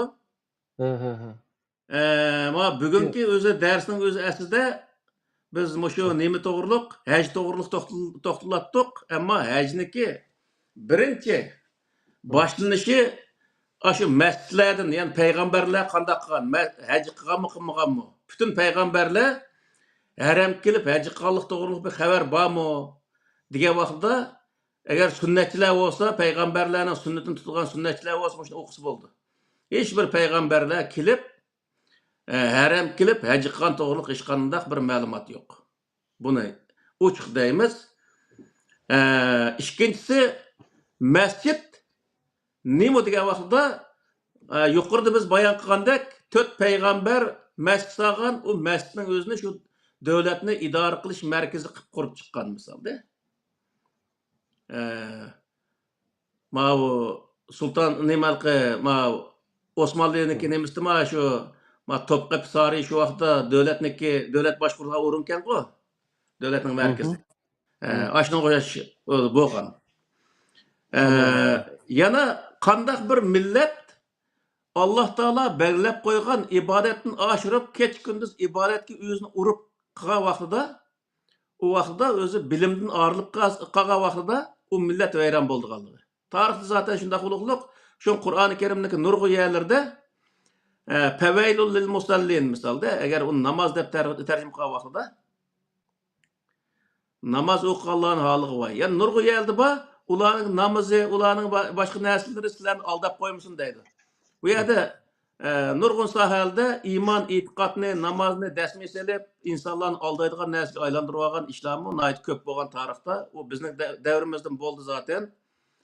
Shuning uchun buni Alloh va o'zimizning orasidagi bir narsa qilib bilishimiz va insonlarning orasiga hargiz so'qmasligimiz. Iymon, e'tiqod, namoz haqidagi bu o'zi iymon, e'tiqod, namoz, ibodat narsalarning o'zini insonlar orasiga so'qmaslik, insonlar orasidagi so'qadigan narsa nima bo'lsa, birlik, barobarlik. Adalet ostidagi birlik, barobarlik. Buni da hamkorlashish. Salat kelimasining yana bir ma'nosi bu. Mana shunga ching turish. Uchinchisi bu hozirgi so'zlagan nimamizdan ilmga ahamiyat verish. Qur'oni Karimdagi butun o'z maqsadi nima desa, ilmga birinchi darajada ahamiyat verish. İbadet, bu din ibadet dini emas, ibadatni asos qilgan din emas, ilmni asos qilgan bir din ekanligini bilish. İlimni asos qilgan vaqtda har qanday millat o'zini qutqiza oladiganligi zaten tarixda qutqazgan payg'ambar alayhisalom boshlig'idagi shu vaqtdagi o'zi musulmonlar o'zini qutqazgan. Shuning uchun ilm o'qisa, o ilmga amal qilsa, o insonlar cho'qim o'zini qutqiza oladiganligi. Agar o ilmni tashlab qo'yib, o Alloh taolo belgilagan ibodatni oshirib yana besh batman Xudoni qarz qilyapman deb u yerda o ibodatni qilishni bilan hech qanday natijaga erisha olmaydiganligini bilish. Bu nihoyat muhim. Yuqorida yana bir narsa bir deb soldik. Yani qarindoshlarimizni nurg'unlari xafa bo'lmasligi kerak, lekin Qur'oni Karimni o'qisa xafa bo'lmaydi deb o'ylaymiz. Kechgacha nega olsak masjid selish bu bizniki ustimizdagi vazifa bo'lmasi lozim. Nega olsak birinchi darajada bolalarimizni o'qitish. Zaten dunyoning hammasini qanday yerda o'zi namoz o'qisak bo'laverdi-ku. Namozni uyda o'qisak bittal jaynamozni olib qo'ysak 30 yil yetadigan misol. Shuni o'qisak bo'laverdi. Unda bo'lgandan keyin biz o'zi ibodatni asos qilmay, ilmni asos qilishimiz nihoyat muhim. Shu qibla haqida, masjid haqida to'xtalgan nimamiz men mushunchilik endi. Agar qilib qolgan yo'l bo'lsa, qarindoshlarimiz bor. Xo'sh. Yer yüzünün hammasi masjid degan oyat o'qidingmi? Esimda qolishi. Ya o rivoyat qilayman. Nima? Ha. Ya qiblimi ya?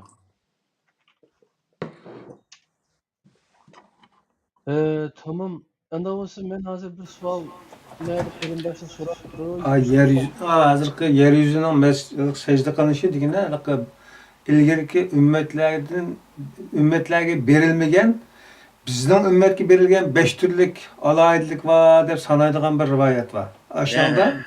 Aşınında bizning ziminning ham yeri bizga sajda qilib bo'ldiga yaqilindi degan bir faxrlanish var. Shu yerda chiqadi.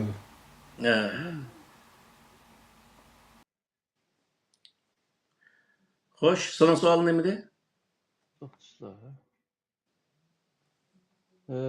Mening savolim emas, men Yusuf Oqsu degan qarindashimiz so'rabdi-yina. Farz buyurilgan hac ibodatini qilmasaqmi bo'lamdi? O bir savol. Bundan keyin islomning shartlarining ichida hac qilish bormi, yo'qmi deb.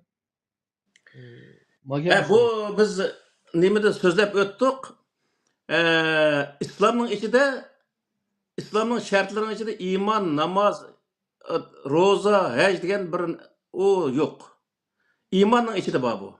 Bir adam mümin bolsa, Allah işense, o adamның özü namaz okuydu, rozasıydı, kudret etse hac kısmı oldu ama hac kılışının özü Allah Teala o yerde hac kılmagan adamga Allah'ın hiç qanday haceti yok deganning özü nemini bildirdiyse hac qilmasang, o sen Allah'a hech qanday gunoh o'tkazgan bo'lmaysiz degan bo'ldi. Unda bo'lgan chog'da namozchi, namoz qilmasami, yine Allah jazolamaydi uni. Ya namoz qilmasa, bu ibodatlarimiz asosan Ramazonda ro'zadan boshqasi mustahab ibodatlar. Namozmi mustahab, hajmi mustahabda misol. Uni hajning vaqti kelgancha haj ibodat to'g'ri so'zga vaqt so'zlaymiz. Hozir men o qibla haqida so'zlab qoldik-da. To'g'ri. Ammo o mustahab ibodat deyishimiz sebep nima degan vaqtda uniki jazosi yo'q Qur'onda. Jazosi bo'lmagan narsa nima degan vaqtda mustahab qilsak yaxshi bo'ladi, qilmasak gunoh bo'lmaydi degan bo'ldi. Onun uchun o payg'ambarlar hamma masjidlarni zot masjid deb oyat namoz o'qisan hamma barakat bo'ladi deb Hiç bir peygamber bunda tebliğ kılgan bir narsa yok Kur'an'da. Hı. Hatta buzbeti koy yine bir mescidine sağsan. Şu de. Ayet O şu mescid nemi nazilde. kılıdı dese aç Kur'an-ı Kerim uçuk bayan kılılık. İnsanlarını bölüşük sebep oldu. Mesela Türkiye'nin misal kalaydı. Türkiye'de kancık meşti var. Şuncacık insanlar bölünüp gittiklik. Mayada Ulu Cami degen onun özü Süleymaniye'deki camisinden birinde Yenbiye'ye varsak onun yerinde küçük bir cami var. Onun özü İmam-ı Rabbani'nin camisindeydik. Yenbi camideydi. Aşnı aş. Hem nesinin özünü aşnı bölüp bizdeki ön kaşıdı birisi var. O Şia camisiymiş. Aşnı hoşaş aşı mescid insanlarını bölüştün başka neresi yaramaydı hazır neminin özünde. Şunun için Allah Teala bu yer Kur'an'da nemi zikir kılın dese mescid fakatlikin peygamberler devletni idare kıldıgan bir tal nerse olgan dep Kur'an'da hem nerse uçuk bayan kılınıklık. Bu yerde bölünüşün asası kalganlık için. Mescid bülüvet mescid şu bülünüş asas sop kaldı desek, anda o açıda hac bo'lgan vaqtida hac bu birleştirdiğin insanların için bir yere toplaydigan mana bir ibadet deb qaradık kendimiz. O hecniki nemiz kelgen çağda sözleyimiz. Hazır şu hec faaliyetini en ahırkı katım sözleyimiz Kudayım bursa 3. ya 4. sözleyim oylayma. Hazır bir yarım saat bolayıp kaldı. Ma suallı kalan kısak. Ma faaliyet doğruluk kiyinki derslerde enik sözlündü. Bunun özünü hazır ma o. Mesut doğru sözlegen vakti bunu koşup kaçkana hacet yok dep oylayım.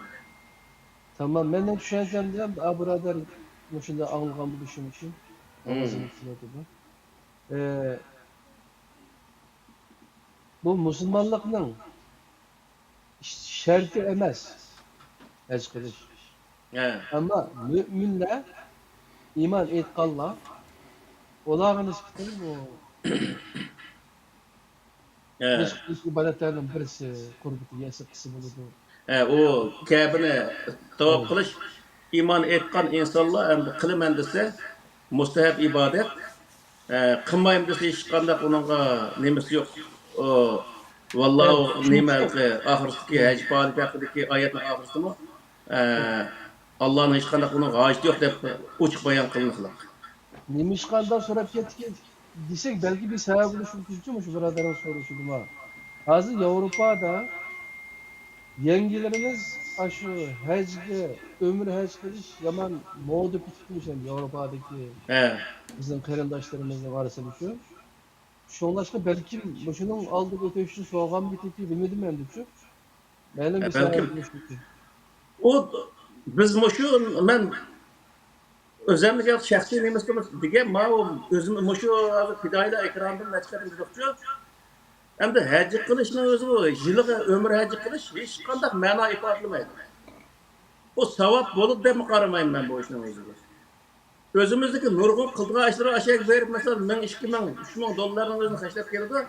Onun onuğa özümüzdeki müşahedeki siyasi teşkilatlarımızı, özümüzdeki şu yerde her devletteki cemiyetlerimizi terakki kıldırışının özü bu hac kandı mı ebzel bir savap oldu mesela. Bu yerde hazır mesela şu o vakti geçer dep koyayım. Hazır mı 7. ayının birden başlap ma o futbol musabakasına düşürgen Uygurlar var ki. Onunki şu teşvikatını kıvadıdı. Biz mi koyan o teşvikatın özünü? Bu halcık milletler oynaydı ki onun özünü. Bu bir halgarada Uygurların tuğunuluşu için naat yaxşı bir neyse. Aşınınca biz taraftan pul yığıp, şu hacik bargan pulumuzu aşığı versek, naat yaxşı cevap olurdu. Özümüzün milletin tuğunutkan bolumuz. Bu yerde özü bir musabaka düşüyor, bir Uygur milletindeki, bir Müslümanlıki özü oturduğu namı çıkan boludu. Bu bir güzel bir şey. Yani biz taraf öz namayış kılımız, özümüzün halkının kılımız, şu zulümlü tuğuntumuz da şu kıyırdaşlarımız mı?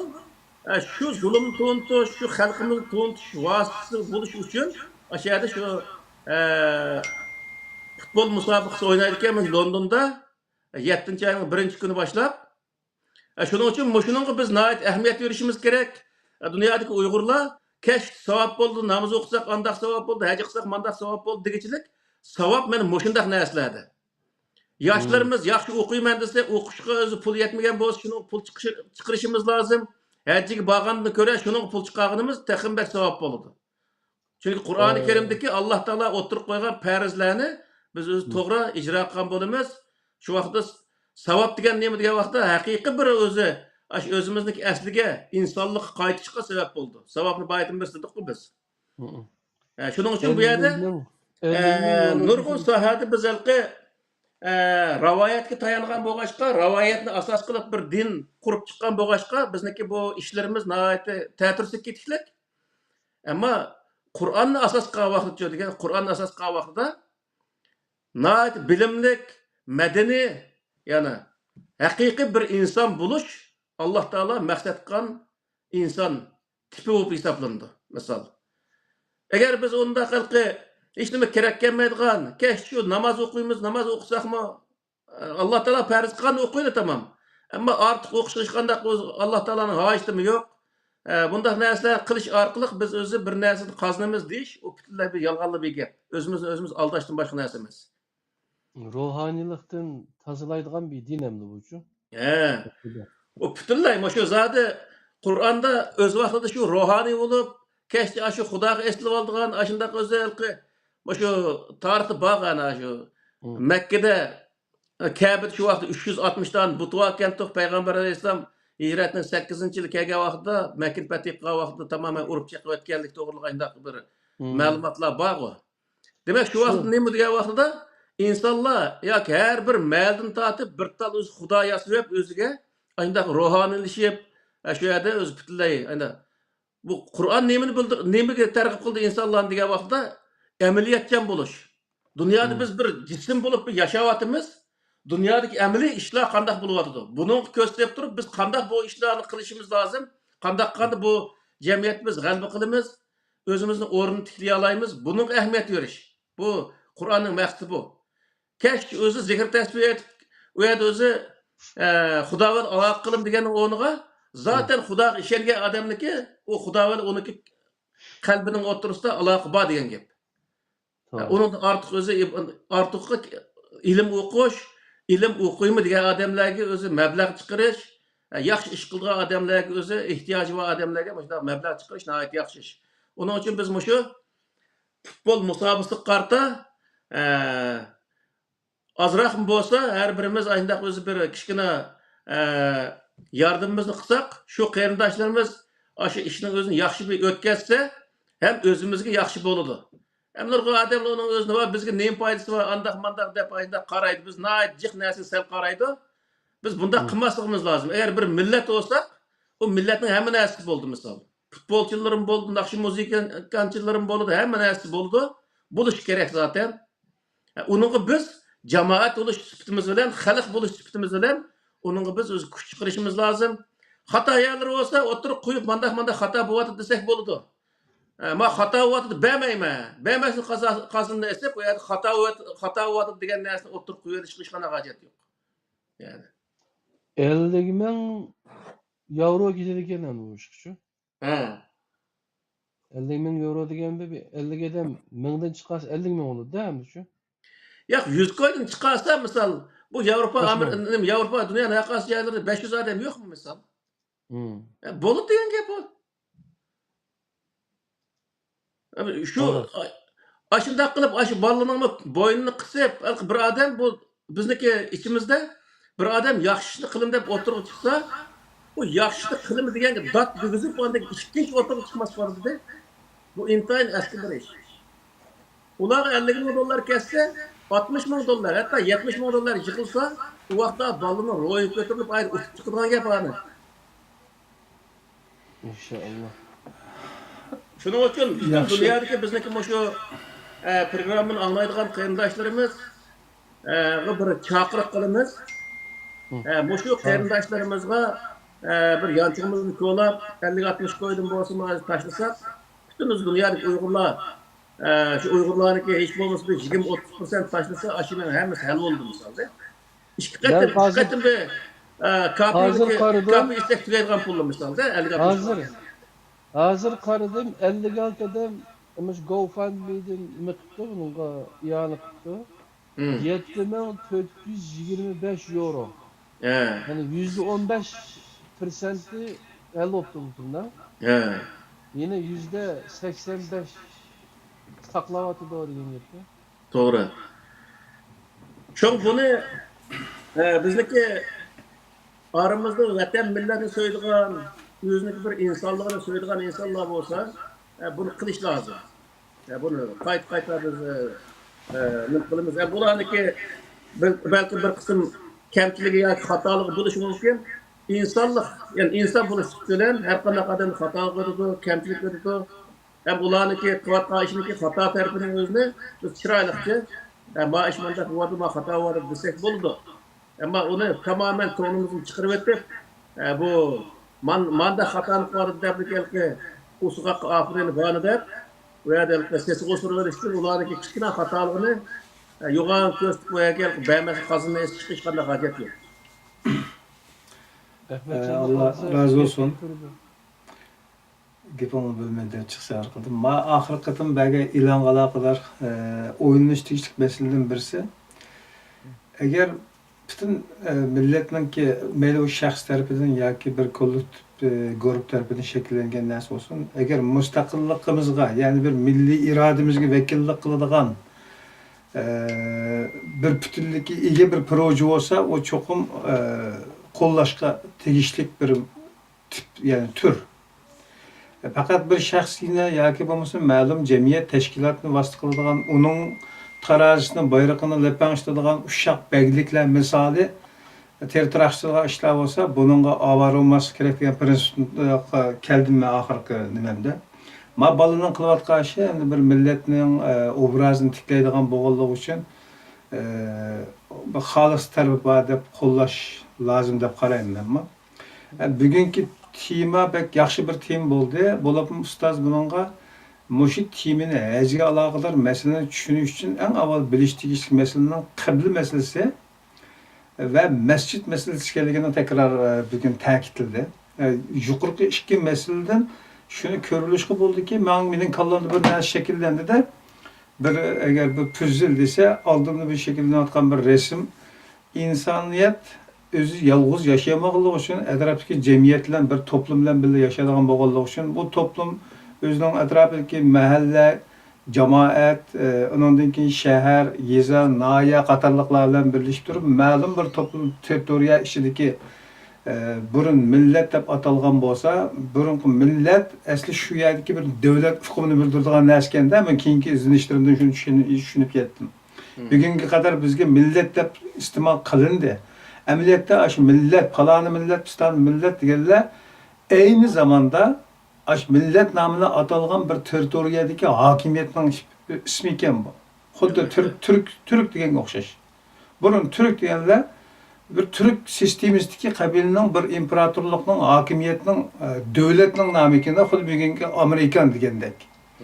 Bu keyin bugungi nimaga kelgan ekan parcha ushshaq beyliklar o'zini uni millat nomi qabul qilib, o'zi egillagan doirani davlat nomi qilib shakllantirgan ekan bugungi dunyo hokimiyati İkinci Dünya Uruşu'ndan keyinki dünya haritasi sızılgan tatuqlardan keyinki devlet sistemisi barliq kelib, muqimlashib, devletning ichida millat shakllanadi. Ve bugungi ishlatilayotgan millat nomi aynı zamanda devlet nomi bo'lib kelgan narsa. Ya'ni hukm jihatdan o'ylab ko'rgan chog'da millat ve devlet. Aslında bunun millat nomi hozirgi devlet anlamidagi bir narsa ekanda. Şuna bütün şu Kur'an'dan nazar programmasını başlagandan bu yan oturup koyulgan dini sisteminden gün sıra yeni narsalarning ki uşak puzzle'larning joy qo'yilishidan paydo bo'layotgan surat nima bo'ldi desa, insoniyat aşında toplumsal bir cemiyet içinde yaşaydigan bo'lganligi uchun o'zi bilan Alloh orasidagi ibodat va aloqani qaysi shaklda qilsa, o inson bilan Allohning orasidagi aloqalar en ahırkı bir cümlede ilimgi bekerek takit verdi. Bunun da sebep ulaştı. İnsan bilen Allah'ın alakası zaten üzülüp kalmaydı. Alakası üzülse o adı insan tükeyden hesaptı. Bunu Resulullah'ın bir sözde mening agar bir tiniqimda sening yordamingdan ayrilsam men halok bo'laman degan jumlaga yig'inchoqlash mumkin. Ya'ni Alloh bilan insonning aloqasi uzilmaydi. Ammo ilm bu aloqaning sifati, quvvati, doirasi qatorliqlarni, vazni, qimmati qatorliqlarni belgilaydigan omil ekan. Şunu ilimni bekirek ta'kidlaydi ekan.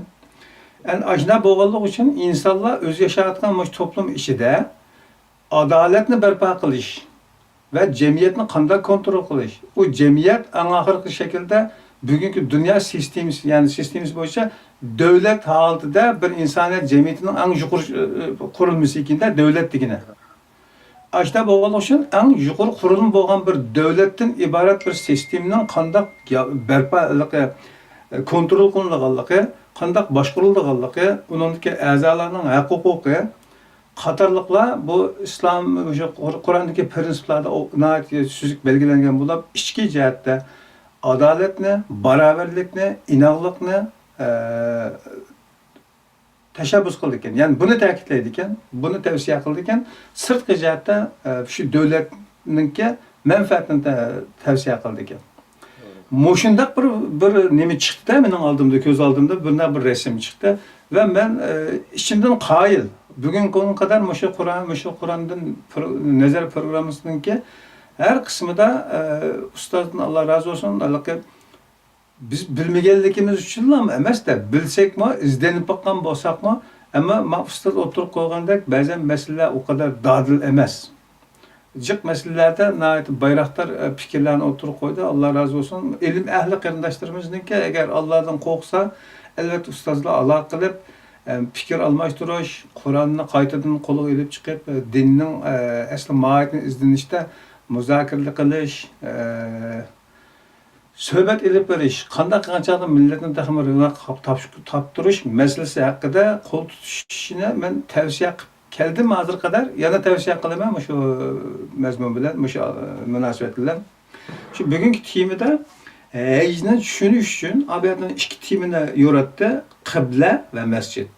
Masjid demakning masjidning qo'llanishi va qiblaning roli qatorliqlardan bugungi Xitoy hokimiyatining davlatni idora qilish sistemasida aş qo'llanayotgan usul choralar Qur'ondagi usul choralarga o'xshaydi ekan degan narsa kelib qoldi mening kallam.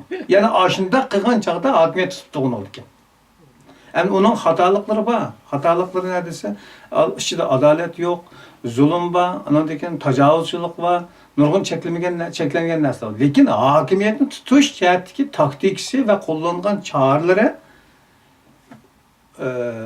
sistem ise Kur'an'daki tavsiye kılan sisteme yakın geldiğinde ben şunu eskip kaldım ben. Demek bizim hakimiyet bizim tavsiye kılan nasıl çünkü. Benim dikkatimi çeken nasıl oldu. Bu yerde hazır biz Avrupa'da uzun yaşaş mezgilde nurgul adamlarımız var. Avrupa'nın sistemini ne buldu? Bizim sistemimiz için nurgulluğa yaxşı yerlerini bilmez. Lekin Avrupa'da bir hata yerim var. Ne mi diye vakıda? Neske'nin hak-hukuku dev oturup hamma narsani o'zini tabiiyligidan chiqarib o'tirgan bunday narsa. Misol bir ishning o'zini akirib uyda sapani ustida o'ltirg'izgan, biyagmas mashina ichida o'ltirg'izib qo'ydigan. U ish deganda talab turadigan narsa, Xudo ashaq yaratgan narsa. U ish uyda ichida yashasa, u faqat huzur olmaydi u narsa. Ashunga zulm qilganlik hisobda aslan. Zulm qilganlik hisob qilindi. Baytım biz dedik, adalet degan nima degan vaqtda her narsani o'z o'rniga qo'yish. Bu ishni sen talab qo'ymasan, u ishga talab yurib, o'zlarini o'yini qo'yib, yurib aytib, jondoshlik qilgan narsa. Sen uni o'yga kirib olsangiz zulm bunga. Xuddi shunga o'xshash bedalqa ayollar, erlar huquqi degan vaqtda hamma tarafdan 100% o'xshash qilib qo'yishning o'zi ham zulm. Ve erlerdeki Kur'an-ı Kerim bilginliğimiz er-rical kavvamun elen nisa bima fezzelallahu ba'den ala ba'z ve bima enfaqu min emvalihim diyen ahir fesalihat, kanutatın, hafızatın diyen ayetin yüzün diyen vakıda erler öyneki aile kuruşta aylık asası buluşta ayarların yukarı vurun turdu dep Allah-u Teala uyada dercini bilgip koygan. İşkaden bir yer geldikken birisi anı gidip kiriş gerek, yani bir meslek kavaklı asas bir adam turuş gerek verdi. Ben müşahiyatni men boshqacharoq tushundimcha. Men nima uchun bunday o'ylab qolganimni bilmayman, lekin deb boqaman shu. Mening tushunishimda Qur'on nozil bo'lgan jamiyat va shu zamondagi dünya nimasidan qargan vaqtimizda insonlarningki kuch-quvvati asosan ya'ni bir narsalarningki qoida prinsiplarini, jamiyatning tinchlik va yoki bir to'plumningki asosliq masalalarini bekitadigan kuch erlar tarafida ekanda, texnika, ya'ni quvvat. Ayollar biroz zaifkan.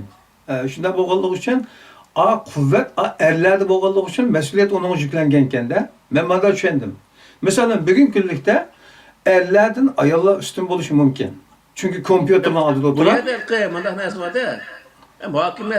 Hokimiyat deymiz, hokimiyat tutish yoki bir shirkat boshqarish va kaza ishlar nima degan vaqtda Qur'onda o'tirib qo'ygan narsa alamat ilg'or.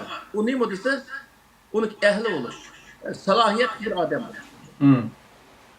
O salohiyat bir odam bo'lishning o'zida ayollar bo'lsa bo'ladi, ya erlar bo'lsa bo'ladi, ya kichik bola, ya cho'ng odam bo'lsa bo'ladi, hech qanday ya falon millat bo'lsa bo'ladi, ya oq bo'lsa, qora bo'lsa bo'ladi degan hech qanday narsa belgilanmaydi.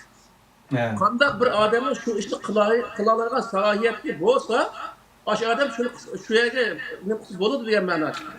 Shu oyatni tushunishim mening shu ayni zamondagi o'sha oyatning qavvami ar-rijal qavvami ala nisa degan o'sha oyatning tushishida shunchalik vaziyat sharoitdan shu salohiyat quvvat salohiyati erlarda bo'lganligi uchun bunday tushga o'xshaydi bu oyat deb menda tushundimcha men. Men unday emas, bu bir prinsip bo'lganligi uchun o prinsip agar u zamon nima xosib qolsa, hozirgi zamonda o prinsip amalga oshmaydi degan gap bo'ldi. Prinsip abadiy icraat zamanға makan xas narsa. Şuna uvadiki prinsip onun cinsida emas.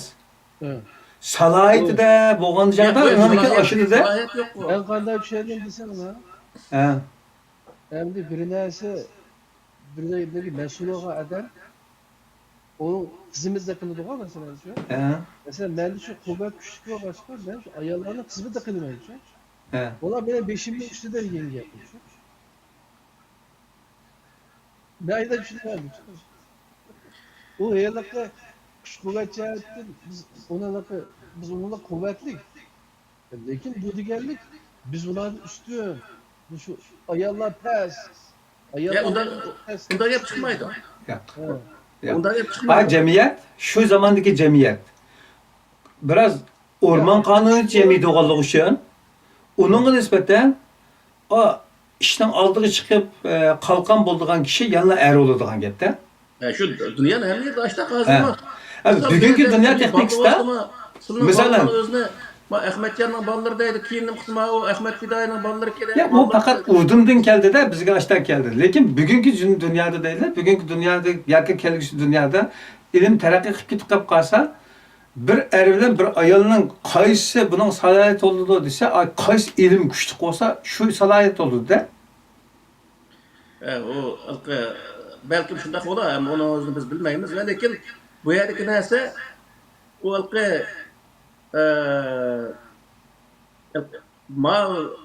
dunyodagi hozir buzuqchilik qilgan vaqtda butunlay 100% o'xshash qilib qo'ygandan keyin u hech bir zaman oilam ro'naq topmaydigan bir ish ekan bu-ku. Oila tamoman buzilishning asosi 100% o'xshash qilib qo'ygandan keyin xohlagan chiqib ketgan, xohlaganda boshqa odam bilan shu zulm ham ishlarning o'zi nima? Alloh taolo buni bilganligi uchun bu yerda biroz shu oiladagi huquqni biroz jiqaroqni erlar yuklab qo'yganda, shunday mandaq mas'uliyatim bor debchi. Ayollarni mandaq ishlarni qilish yoki mana bo'ysunish majburiyatim bor deb fasolat, qonuniyat, hofizat deganning o'zi ayollar qo'yilgan nimada shartlarda. Neyse, hammadan tushunsa arxivkan. Herhalde bugünkü tema muhim bo'ldi. Hamda oldida jiq narsalar so'zlandi. Masalan, shu butun hayot ömrümde mening maqsadim aşağı bir Xudoning Beytullah'ni bir tavoq qilib olsam armonim yo'q degan holat yashaydiganligi va hatto mening tushunishimda burun shunda o'ylaytimda dunyoda bizdek takva, bizdek mümin adam yok ki. Çünkü bizim nazarimizde hajdaki nemisi köge adam açta deb o'ylaydi da.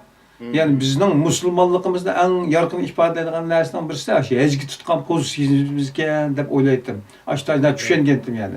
Reallik shu. Aşında derecede bizning elimizde, bizning dünyamızda egallagan o'rni Mekke'nin o'rni bek cho'ng katta. Ve hatta şu bütün barlığımızın abiyyatında bir dakika işlerden lepizga saklap ballarımızı beğenmey ve hatta kaz kılıp yürüp uzaktaki nemelerimizin setip berip kildiğin gette. Aşında bedellerini berip kildimiz. Lekin ben moşu ziyaretinin Kur'an'daki hükmüdün bayatın nemesinin elip karga vaktimizde onun toğra bestikine kesin değişimiz lazım bolduken şuna maşa ejkilişten ilgili muş timini bir yortutle dep men talep kılgandım. Bir yaxşı bir içiliş oldu.